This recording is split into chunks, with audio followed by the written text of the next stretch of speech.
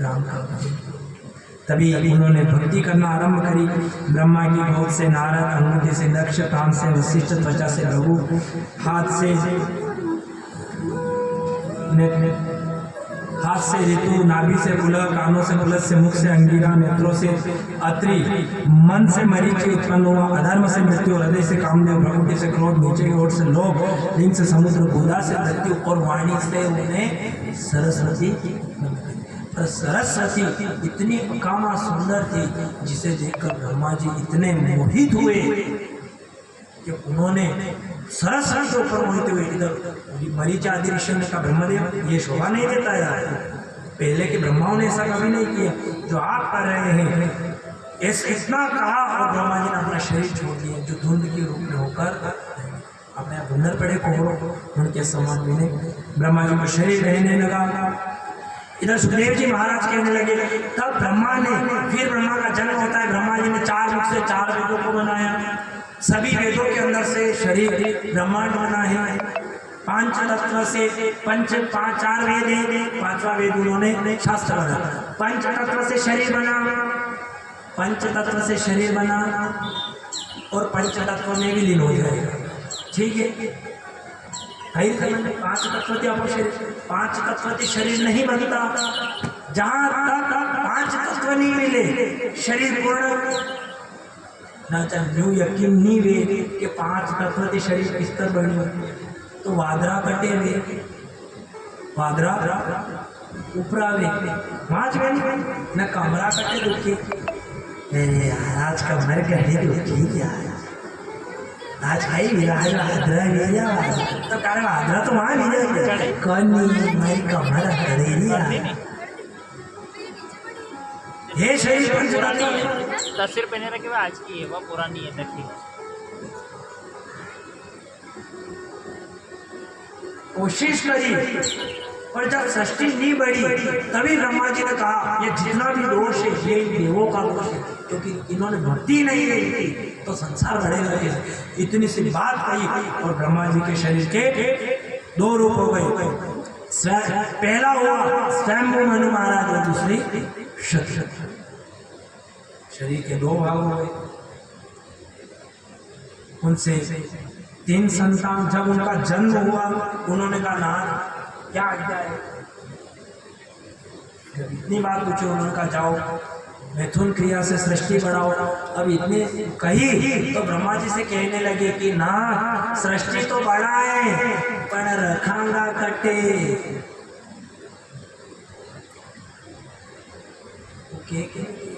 खावा तो गणो पर पसे को नहीं, गावा तो गणो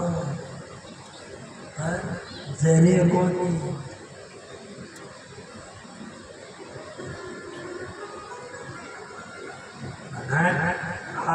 बनाया क्योंकि जहां तक आसरा नहीं मिले वहां तक छोटा बच्चा है, उसे माँ का आसरा जरूरी है।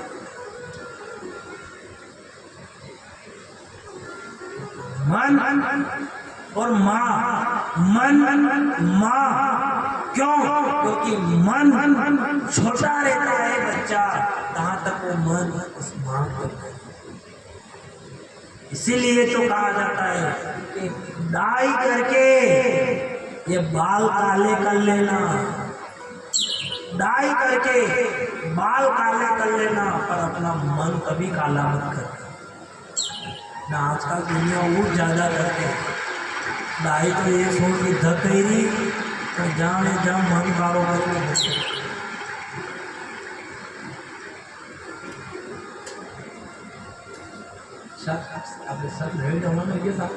सब सेट का चक्कर में पड़ जाता है।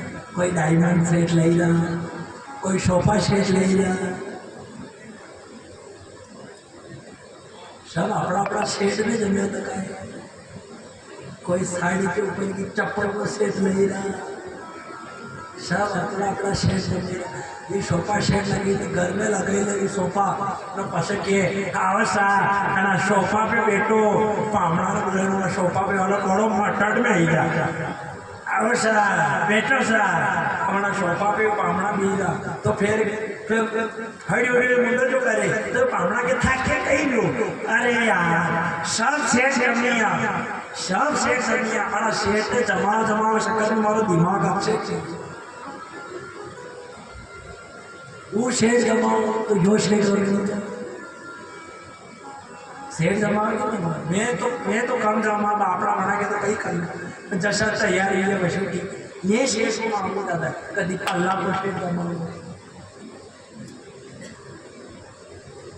इतने माता बहन आती करता अब रोज नए श्रृंगार करना आती कभी तो अब जैसा कलर की साड़ी वैसा ही कलर की लाली वैसा ही कलर की टिक्की वैसा ही कलर की चूड़िया वैसा ही कलर की चप्पल ये तो सब ठीक है बड़ के पाँव नानो सो थोड़ो तो बड़ के वैसा का वैसा लाल पे जो थोड़ा पे लाल सीधा लाल चप्पल अभी तो कई कई रोज हाथ धर का हाथ से फेर नहीं अभी कभी पीरो न कभी लाल न गुलाबी नहीं कहीं न शासन का फेर अभी एक दिन बड़ा को शेष हो गई अभी शेष की तरफ एक दिन भी कारी शायरी लगी ना आया अब कारी शायरी लग जाए वहाँ तक ठीक है कारी सफल पहले आए वहाँ तक ठीक है अब बड़ा को मुंडा को शेष शेष के बगड़ियों बड़ा शायरी वाले कारी हो जी तो पाउडर बुरो बुरो लगे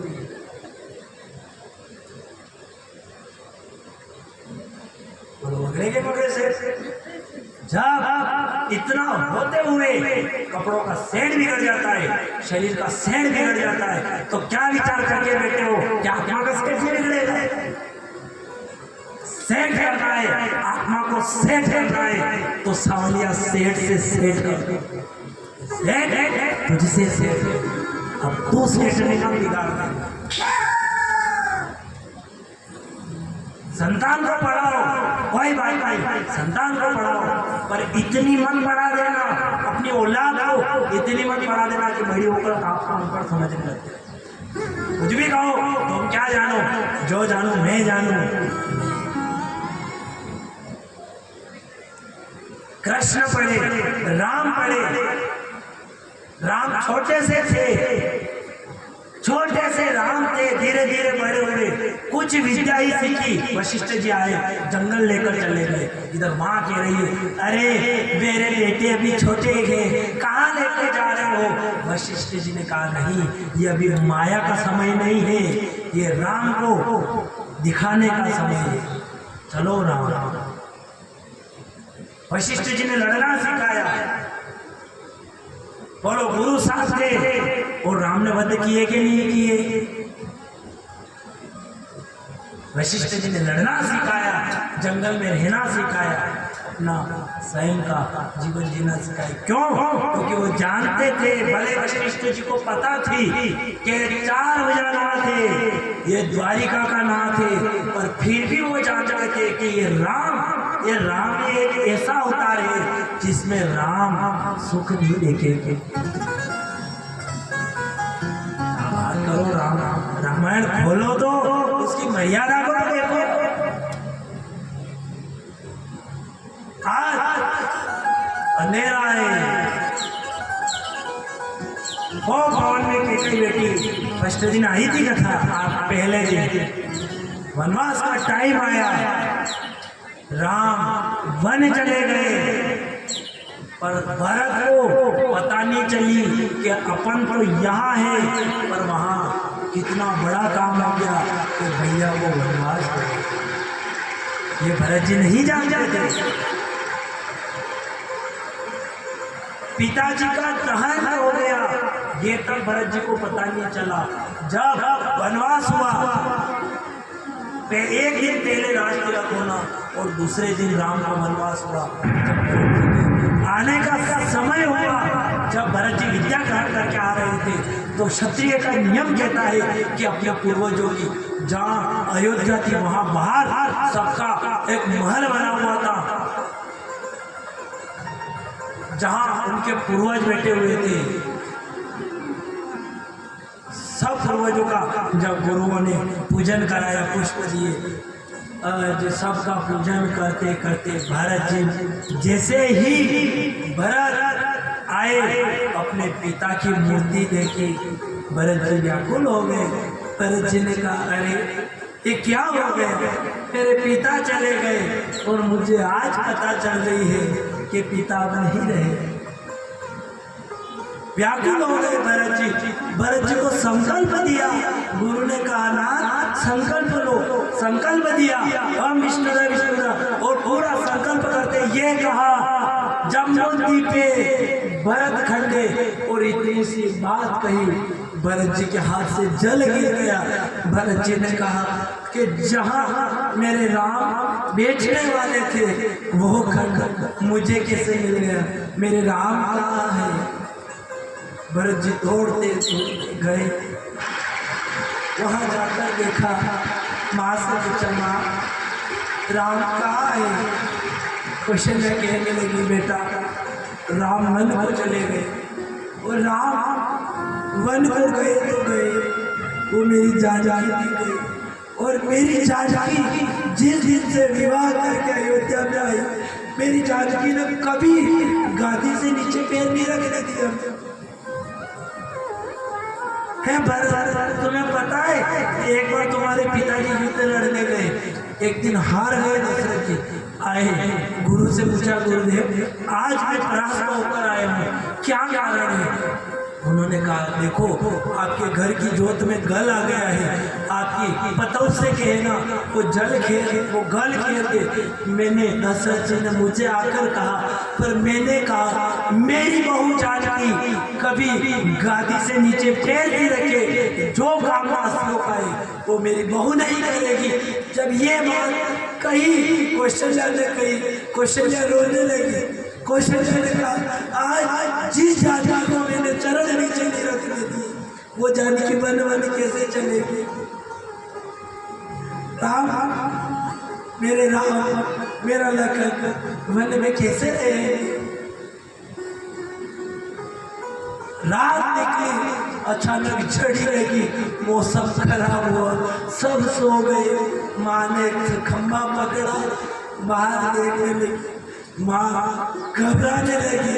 माँ मन मन में विचार करके कहती माँ मन ही मन हर्षाए। माँ व्याकुल हो गई। माँ कहने लगी ना मुझे दुख दे दे, कोई बात नहीं, मैं मर जाऊँ कोई बात नहीं, पर ऐसी जड़ी लगी, कहाँ मेरे राम रहे, कहाँ मेरा लखन रहे?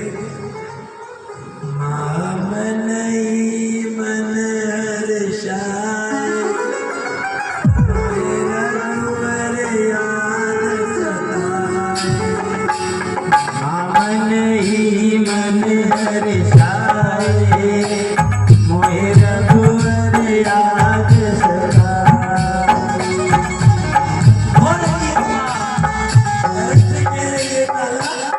तुझे बहुत याद आ रहा है।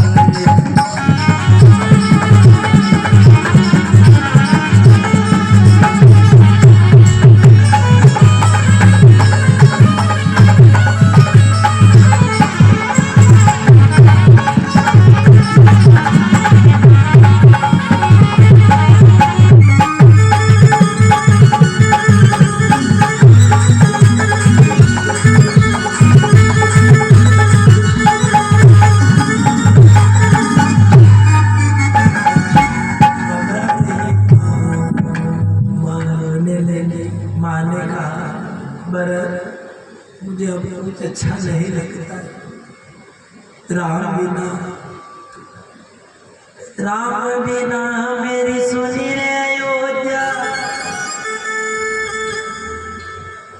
राम ए बलर कुछ अच्छा नहीं लगे। व्याकुल हो गई माँ। भरत जी ने कहा माँ ये रात निकल जाए, मैं जाऊंगा भैया को लेकर आऊंगा। इधर माँ ने इतनी सी बात सुनी, माँ ने कहा भरत मुझे भी ले चलना। इधर माँ ने पूछा माँ क्यों गए रावण को? इधर माँ ने कहा तुम्हारी माँ केकई के 2 वरदान थे, वो मांगे और रावण को चले गए। भरत जी ने विचार किया, अगर माँ केकई से कहने लगे माँ अगर तुझे राम को भेजना था, यदि तुझे पुत्र इतने प्यारे नहीं थे तो तुमने मुझे जन्म क्यों दिया? अगर तुझे इतना पुत्रों से इतना लगाव नहीं आ जाता है, माँ अपने खून का दूध करके अपने बेटों को पिलाती है। कहा सही कहा किसी ने, पराई माँ पराई होती है। आज केकई माँ तू पराई है और तूने पराया वाला धर्म निभाया। जब इतनी सी बात केकई से कही, केकई रोने लगी। केकई ने कहा बेटा मैंने जो किया वो तेरे लिए किया, मैंने सोचा मेरा बेटा राजा बनेगा। भरत जी कहने लगे अरे माँ उस राजगद्दी के लिए तूने हीरे जैसे भाई को जंगल भेज दिया है। और कहा जाता है हीरे को खाली नहीं छोड़ा जाता है, हीरे के चोरी होने का डर होता है। माँ तूने हीरे जैसे भाई तो हीरे जैसी भाभी को वन कैसे भेज दिया है?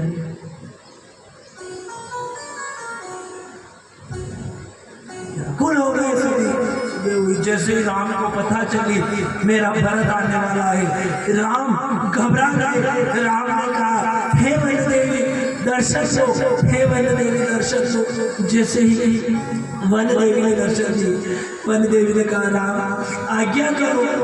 राम कहने लगे देखो मेरा भाई भरत आने वाला है और जिस रास्ते से वो आए ना, अब उस रास्ते से जितने भी कंकर पत्थर है वो सब हटा देना, मेरे भाई के लिए रास्ता साफ कर देना। इधर वन देवी ने विचार किया। वन देवी कहने लगी अरे क्षत्रिय राजा महाराज दशरथ का पुत्र और इतना कमजोर कि कंकर पत्थर से डर जाए। राम ने कहा अरे मेरा भाई कमजोर नहीं है, पर मैं जा रहा हूँ। यदि मेरा भाई नंगे पाँव आएगा और अगर उसे कांटा चुभ गया तो मेरा भाई दुखी होगा। वो कहेगा आज भरत की वजह से राम को कांटों में चलना पड़ रहा है। वही शरद पूर्णिमा की रात्रि है,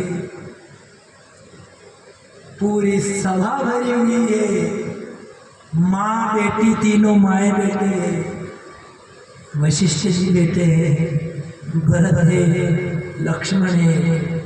इधर वो रात ऐसी है यदि राम अयोध्या लौट जाए तो जानकी का हरण होने से बचना है। यदि राम आज से अयोध्या नहीं जाए तो आज की रात पार होने के बाद राम को लंका जाना है।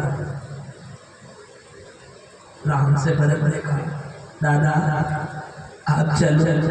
राम ने कहा नहीं, अगर माँ कह दे और अगर भरत तुम कह रहे हो चलो, अगर तुम्हारा मन कह दे और तुम मेरे सामने देखकर कह दो चलो अयोध्या, तो राम वापस अयोध्या हो जाए, मर्यादा चाहे।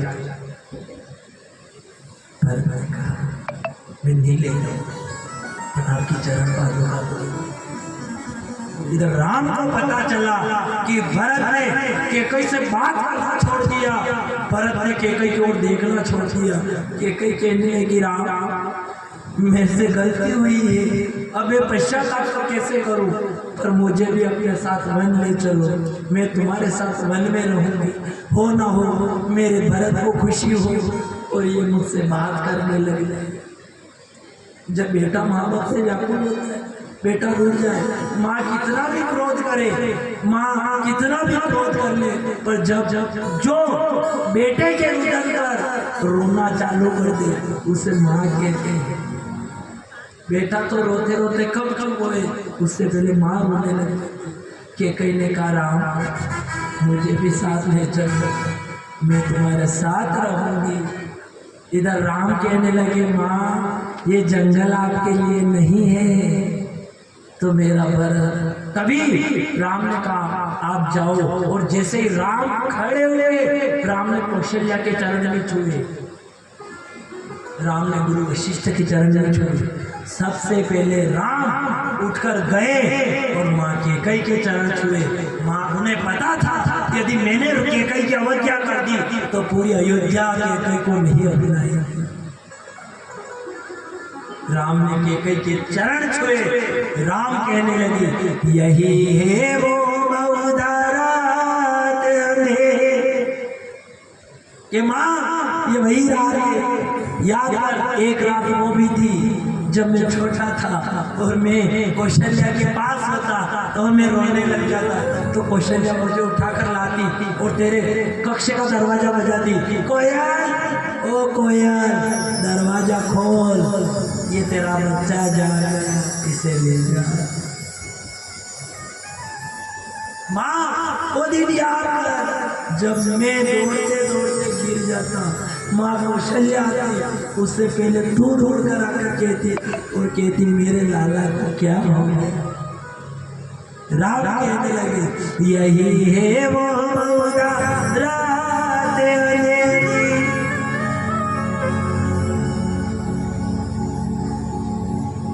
मैं वही राम तो कैकेयी मेरी। माँ मैं आज भी वही राम हूँ, भले मैं मर जा रहा हूँ पर तो आज भी मेरे लिए वही मेरी कैकेयी माँ रहेगी। यही है वो बहुधारात अंधेरी, मैं वही राम तो कैकेयी मेरी। धन्य है वो एक लाल की माई जिसने जना भरत सा भाई। माँ तू क्या विचार करे, अरे तू तो धन्य है माँ, भले मैंने तेरे घर से जन्म नहीं लिया पर मैं जब जब राम जन्म लेगा तब तब राम यही कहेगा कि राम यदि जन्म ले तो कैकेयी के गर्भ से ले, जब जब मैं जन्म लूं हे माँ मैं तेरे गर्भ से।